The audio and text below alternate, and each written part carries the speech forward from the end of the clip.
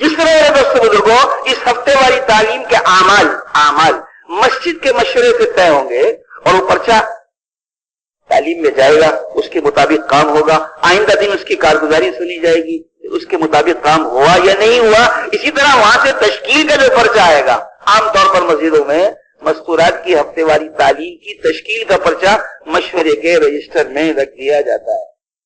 उसकी कोई मेहनत वसूलियाबी की मुलाकातों की फिक्र नहीं होती।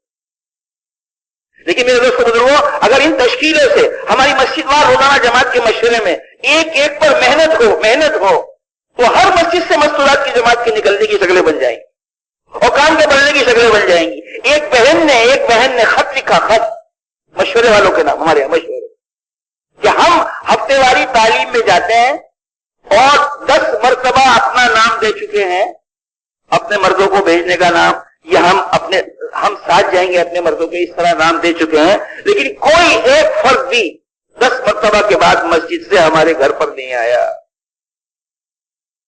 तो ये तश्कीलें ये रस्मी चीज नहीं है, बल्कि एक मेहनत का हमको उन्वान मिलता है।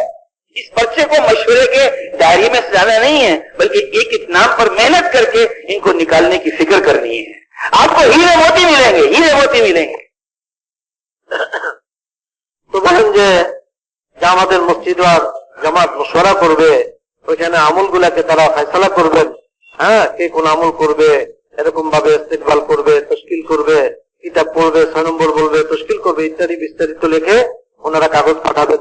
ওই অনুযায়ী আমল হইল কিনা পরদিন আবার ওই তালিমের পরের দিন আবার মসজিদে কারগুজারি নেওয়া হবে এবং ওই পর্চা যেখানে মা বোনরা তশকিল করে নাম দিছে ওই নামগুলাকে নিয়ে গাস্ট করতে হবে, এক এক ব্যক্তির কাছে যাইতে হবে, তাদেরকে উসুল করতে হবে। তিনি বলেন যে সাধারণভাবে আমাদের এখন যেটা হয়, মা বোনরা তো নাম দেয় কিন্তু আমরা ওইটাকে খাতায় রাখা দেই,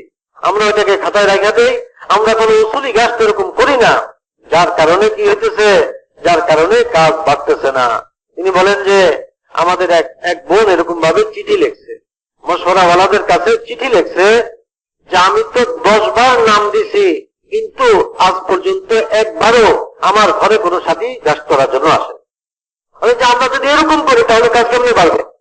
যে নামগুলো আসলো, আরে আমাদের তো মেহনতের একটা রাস্তা আমরা পাইলাম, মেহনতের একটা উসিলা আমাদের সামনে খুলে গেল, আমরা তো এটাকে ধরে সমস্ত ভাইদের কাছে আমরা যেতে পারি, ওনাদের উপর গাছ করতে পারি, ওনাদেরকে আমরা তৈরি করতে পারি।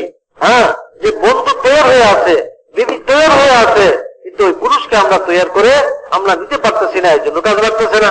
এই জন্য আমরা মেহনত করবো তাদের উপরে, তাদেরকে তৈরি করে গাছ করে ওইখান থেকে জমাত বাহির করবো, তাহলে আমাদের কাজ বাঁচে থাকে। मेरे दोस्तों बुजुर्गों को इस रुख पर अगर हफ्ते वाली तालीम शुरू होगी तो इसके असरात आप महसूस करेंगे कि घर घर की तालीम जिंदा हो गई। और घरों में तालीम का जिंदा हो जाना ये घरों से जुल्मत के निकलने का जरिया बनेगा। वो जो बातिल ने एक निजाम फैलाया है और अपनी बातिल स्कीमों को हमारे घर तक पहुंचाया है, उसके लिए एक बार है घर की तालीम और एक रुकावट है घर की तालीम।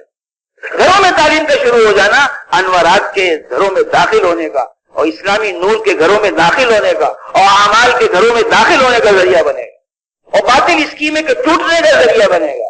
अपने आप से बेदीनी को हम निकलते हुए देखेंगे। रोजाना घर की तालीम। लेकिन दोस्तों बुजुर्गों, घर की तालीम 2 वजह से घरों में कायम नहीं हो रही, आमतौर पर 2 वजह से। इसका असर क्या था? घर की तालीम का असर यह था कि घर गहवारा थे अमन, चैन, सुकून, इत्मीनान और इस्लामी माशरत के वजूद में आने के जरिया थी घर की तालीम। मेरे दोस्तों बुजुर्गों, अल्लाह की रहमत का गहवारा था घर। ये जो बैतुल्लाह है ना, बैतुल्लाह अल्लाह का घर, यहाँ हर वक्त 120 रहमतें अल्लाह की उतर रही, 60 रहमतें तवाफ करने वालों के लिए, 40 रहमतें वहां नमाज पढ़ने वालों के लिए और 20 रहमतें सिर्फ बैतुल्लाह को मोहब्बत की निगाह से देखने वालों के लिए कि ये मेरे अल्लाह का घर है। हर मस्जिद का ताल्लुक रुख बैतुल्लाह की तरफ है। ये रहमतें हर मस्जिद में बैतुल्लाह के वास्ते से पहुंच रही। इस उम्मत पर एक जमाना ऐसा गुजरा है, कोई घर ऐसा नहीं होता था मुसलमानों का कि वहां पर घर की मस्जिद ना होती हो। आज उम्मत जानती नहीं है घरों की मस्जिद भी होती। हजरत सहाबा तशरीफ लाते थे, अल्लाह के नबी की खिदमत में हाजिर होते थे और अर्ज करते थे, ए अल्लाह के नबी, रहने के लिए झोपड़ा बनाया है, आप तशरीफ लाइए, 2 रकात नमाज पढ़। आप तशरीफ ले जाते थे, 2 रकात नमाज पढ़ते थे। जहां आप 2 रकात नमाज पढ़ते थे वो घर की मस्जिद होती थी, उस घर की मस्जिद का रुख भी बैतुल्लाह की तरफ होता था। फिर मस्जिद के रास्ते से वो सारी रहमतें घरों के अंदर भी पहुंचती, फिर वो घरों में नूर जिंदा होता था। इन घरों में जो जिस नियत से दाखिल होता था, अल्लाह पाक सीना फाड़कर हिदायत का नूर उसके अंदर में डाल देते थे। सैयदना उमर रज़ी अल्लाह तआला बहन के घर में दाखिल हुए, पता नहीं किस नियत से दाखिल हुए थे। वहां तालीम हो रही थी, कुरान की तालीम हो रही थी। फाड़ दिया सीना, दाखिल कर दिया नूर, क्या है दिखाओ मुझे। हम नहीं दिखाते, नापाक इसको हाथ नहीं लगाते। उमर की हिदायत का जरिया घर की तालीम लगी।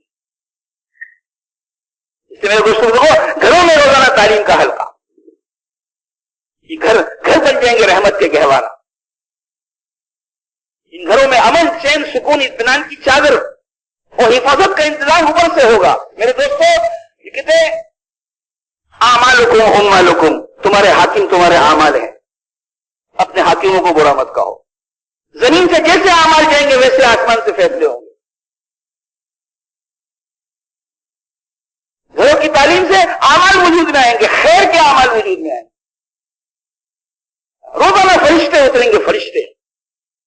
जिन घरों में अल्लाह का जिक्र होता है वो घर आसमान वालों के लिए ऐसा चमकते हैं जैसे जमीन वालों के लिए सितारे। रोजाना फरिश्तों का नुज़ूल होगा। अल्लाह की नूरानी मखलूक, घरों की तालीम 2 चीजें करनी पड़ेगी। एक, घर की तालीम का वक्त मुतय्यन करना।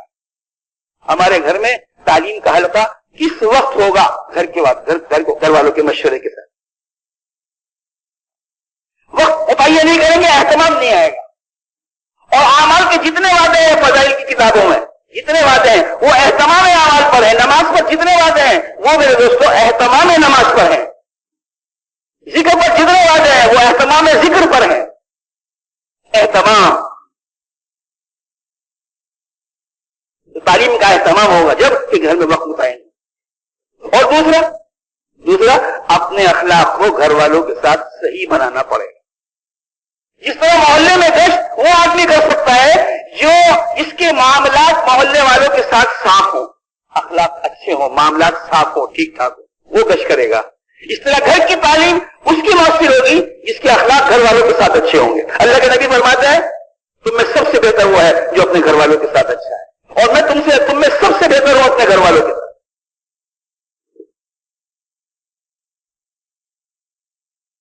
इसलिए घरों की तालीम को मौसर करने के लिए घर वालों के साथ अखलाक। दावत मेरे दोस्तों एक शर्त के साथ चलेगी जो बहुत जरूरी है, वो है हिकमत। हिकमत के साथ चलेगी दावत, मार धार डंडे के साथ नहीं चलेगी। अंधेरा है, डंडे लाओ, भगाओ नहीं भागेगा। हल्की सी रोशनी जला दो, पूरा अंधेरा गायब हो जाए। इसलिए घर वालों के साथ अखलाक, हिकमत, दावत हिकमत चाहती है। हिकमत की मिसाल देता हूं। मेरी नाक पर मक्खी बैठ गई, मक्खी लगी नाक पर, नाक पर मक्खी परेशान करती है। रुमाल से हाथ के इशारे से उसको उड़ा दिया, हिला दिया, मक्खी उड़ गई। एक तरीका यह है, आसान सीधा साधा। और एक तरीका यह है, जमीन से पत्थर उठाया मोटा सा और नाक पर मार दिया, तो मक्खी तो उड़ जाएगी लेकिन नाक टूट जाएगी।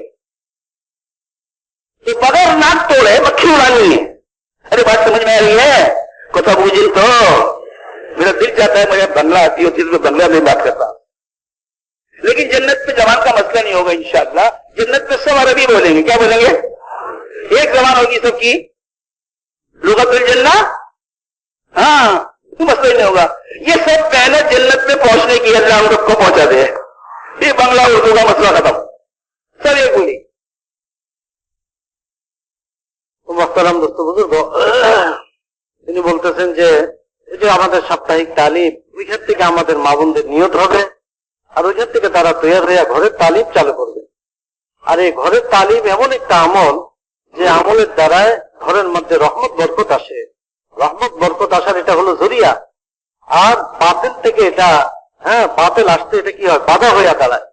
ঘরের মধ্যে বাতিল ঢুকতে পারে না, খারাপই ঢুকতে পারে না ওই তালিমের উসিলায়। তো যখন আমাদের ঘরের তালিম চালু হবে তখন ওই ঘরের মধ্যে রহমত আর বরকত আসবে। বাতিল ওই ঘরের মধ্যে আসতে পারবে না, হ্যাঁ, ওই বাতিলের আসর ওই ঘরের মধ্যে ঢুকতে পারবে না। এই জন্য ঘরের তালিম বড় জরুরি আমল, যে প্রত্যেকের ঘরের মধ্যে তালিম চালু হয়, প্রত্যেকের ঘরের মধ্যে তালিম চালু হয়। আর ঘরকে আমরা এরকম বানাই যে ঘরটা আমাদের নমুনা হয়ে যায়। প্রত্যেক ঘরে তালিম চালু করার জন্য আমাদেরকে কতগুলা লাইনে আমাদেরকে পদক্ষেপ নেওয়া, আমাদেরকে চেষ্টা করা। যেরকম বলছিলেন যে আমরা গাছ করে মানুষকে বলবো, এরকম রোজানা মানুষকে আমরা দাওয়াত দিব ঘরের তালিমের জন্য। তিনি বলেন যে এই তালিম ঘরে চালু হওয়ার মধ্যে, হ্যাঁ, চালু হইতে কিছু জিনিস একটু রোকাওট হয়, কিছু বাধা হয়। যখন আমাদের ওই রোকাওট দূর হয়ে যাবে, বাধা দূর হয়ে যাবে, তখন প্রত্যেকটা ঘরের মধ্যে ইনশাআল্লাহ তালিম চালু হবে, প্রত্যেকটা ঘরের মধ্যে তালিম আসবে। আর ওই ঘরের মধ্যে তালিম আসার দ্বারায় ঘরের মধ্যে রহমত আর বরকতের একটা ফেজা কায়েম হয়ে যাবে। হ্যাঁ, তো তিনি বলেন যে একটা তো হলো যে আমরা ঘরের মধ্যে আমরা কখন তালিম করব ওই সময়টা আমরা ঠিক করে নেই, ঘরের মধ্যে ওই সময়টা আমরা ঠিক করে নেই যে আমাদের তালিমটা কখন হবে। আর এটার উপর আমরা জমি বলে এহতেমাম করা চাই, আমাদের এহতেমাম করা। কারণ এই যে ফাজাইল গুলা, ফাজাইল তো হলো এহতেমামের উপরে, প্রত্যেক নামাজের এহতেমামের উপরে নামাজের ফাজাইল, জিকিরের এহতেমামের উপর জিকিরের ফাজাইল, তেলাওয়াতের এহতেমামের উপর তেলাওয়াতের ফাজাইল। তো আমাদের ঘরের মধ্যে তালিমের এহতেমাম করা চাই যে অমুক সময় আমাদের তালিম হবে, আর এই তালিমের মধ্যে আমরা সবাই বসবো। তিনি বলেন যে যখন ঘরের তালিম এহতেমামের সাথে হবে, তার মধ্যে এরকম রহমত আর বরকত আসবে। আর ওই ঘর মানুষের হেদায়েতের জরিয়া হবে, ওই ঘর মানুষের হেদায়েতের জরিয়া হবে। তিনি বলেন যে ওই যে হযরত ওমর রাদিয়াল্লাহু তাআলা আনহু, তিনি আসছেন নিজের বোনের ঘরে, কি নিয়েতে আসছেন, কত খারাপ নিয়ে আসছে, কিন্তু ঘরের মধ্যে একটা তালিমের ফেজা ছিল, ওইখানে কোরআনের তালিম চলতেছিল, ওই অবস্থায় আসছে। তো যখন ঘরের মধ্যে রহমত আর বরকত থাকে, তো যে নিয়তে আসুক না কেন, আল্লাহ তাআলা তার দিলকে চিরে তার দিলের মধ্যে হেদায়েত ঢুকায় দেয়। হ্যাঁ, হযরত ওমর কি খারাপ নিয়ত নিয়ে আসছে, আর এখান থেকে সে হেদায়েত নিয়ে গেছে। হ্যাঁ, যখন ওই কোরআনী তালিম চলতেছিল, আর এক পর্যায়ে ওই তালিম শুনে, হ্যাঁ, সে মুতাসির হয়েছে, বলতেছে যে এটা কি, এটা দাও আমাকে, যে না তুমি নাপাক, এটা ধরতে পারবে না। এই যে তার একটা পরিবর্তন ঘটলো, হ্যাঁ, তার জিন্দেগির পরিবর্তন ঘটলো, এটা তো তার ঘরের তালিমের উসিলা হয়েছে। হ্যাঁ, ওই যে বোন ঘরের তালিম করতেছিলেন। সেই জন্য ঘরের তালিমকে ইহতেমামের সাথে করা। তিনি বলেন যে আমাদের যে ঘর হবে, হ্যাঁ, আমাদের ঘর তো এরকম আল্লাহর ঘরের সাথে সম্পর্ক হয়ে যাবে। রহমত আর বরকত যেরকম আল্লাহর ঘরের মধ্যে আসে, আমাদের ঘরের মধ্যে এরকম আসবে। যেরকম বাইতুল্লাহতে প্রতিদিন 120টা রহমত নাজিল হয়, তার মধ্যে তওয়াফকারীদের জন্য 60টা রহমত, যারা নামাজ পড়ে তাদের জন্য 40টা রহমত, আর যারা মহব্বতের দৃষ্টিতে আল্লাহর ঘরের দিকে তাকায় থাকে তাদের জন্য 20টা রহমত। আর দুনিয়াতে যত মসজিদ আছে, এই সব মসজিদের সম্পর্ক হলো ওই বাইতুল্লাহর সাথে, আল্লাহর ঘরের সাথে সব মসজিদের সম্পর্ক। তিনি বলেন যে সাহাবায়ে কেরামের জামানায় কেমন ছিল, সাহাবায়ে কেরামের জামানায় তো ঘরের মসজিদ ছিল, ঘরের মসজিদ। আজ তো আমরা ঘরের মসজিদ কাকে বলে এটাও আমরা বুঝতে পারতেছি না।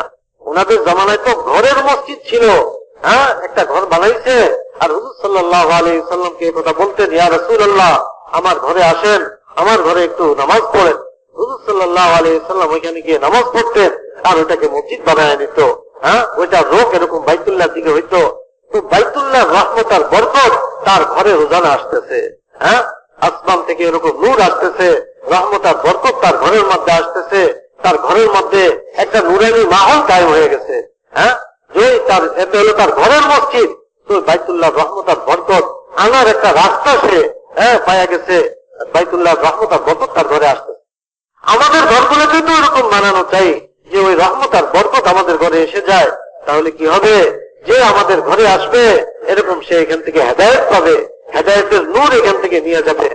এজন্য প্রত্যেকটা ঘরে ওরকম তালিম চালু করা, হ্যাঁ, এবং ইহতেমাম করা চাই। ইহতেমামের সাথে আমাদের তালিম হয়, হ্যাঁ, সময় মতো আমাদের তালিম হয়, তখন ওই তালিম বেশকম না হয়। মোহতারাম দোস্ত বুজুর্গ, আরেকটা জিনিস সেটা হলো আখলাক।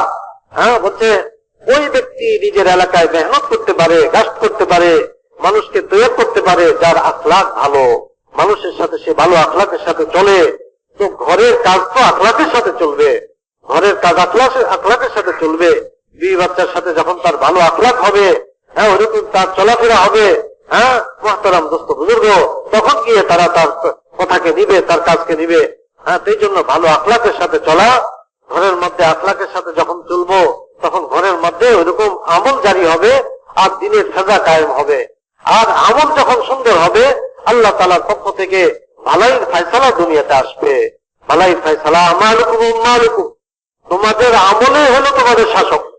মানুষ পেরেশান, যে অবস্থা হলো কেন, এই অবস্থা হলো কেন, অমুকে এটা করছে, বলছে না না, তোমাদের আমল হলো তোমাদের শাসক। তোমাদের আমল যদি ভালো যায় আল্লাহর দরবারে উপর থেকে ভালাই ফয়সালা আসবে, রহমতের ফয়সালা আসবে, বরকতের ফয়সালা আসবে। এটার জন্য প্রত্যেকটা ঘরে আমরা ওই রহমত আর বরকতের আমল আমরা জারি করি।